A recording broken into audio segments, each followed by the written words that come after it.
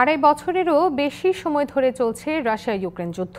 এ সময়ে দু দেশেরই বেসামরিক নাগরিকের পাশাপাশি সেনারাও হতাহত হয়েছে। ধ্বংস হয়েছে হাসপাতাল, শিক্ষা প্রতিষ্ঠান, আবাসিক ভবন সহ বহু স্থাপনা।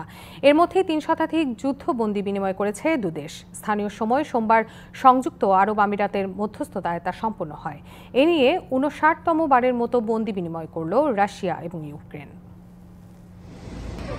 প্রচণ্ড শীতের মধ্যে প্রিয়জনদের ফেরার অপেক্ষায় ছিলেন অনেক উদ্বিগ্ন স্বজন। দীর্ঘদিন পর প্রিয়জনের মুক্তির আনন্দে অশ্রু সজল অনেকে।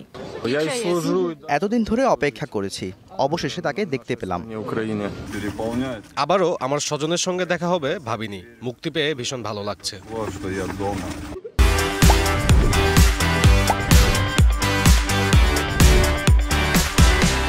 রাশিয়া ইউক্রেন যুদ্ধ শুরুর পর থেকে ৫৯তম বন্দি বিনিময়। সংযুক্ত আরব আমিরাতের মধ্যস্থতায় এটি সবচেয়ে বড় বিনিময়গুলোর একটি।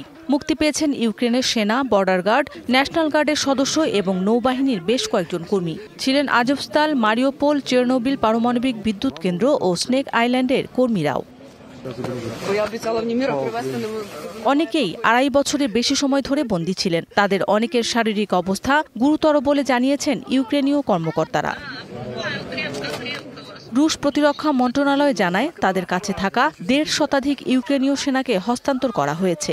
বিনিময়ে ইউক্রেনও সমসংখ্যক রুশ সেনাকে হস্তান্তর করেছে। এরই মধ্যে ১৮৯ ইউক্রেনীয় সেনা দেশে ফিরেছেন বলে নিশ্চিত করেছেন প্রেসিডেন্ট ভলোদিমির জেলেনস্কি। মৌসুমী শান্তা, ডিবিসি নিউজ ডেস্ক।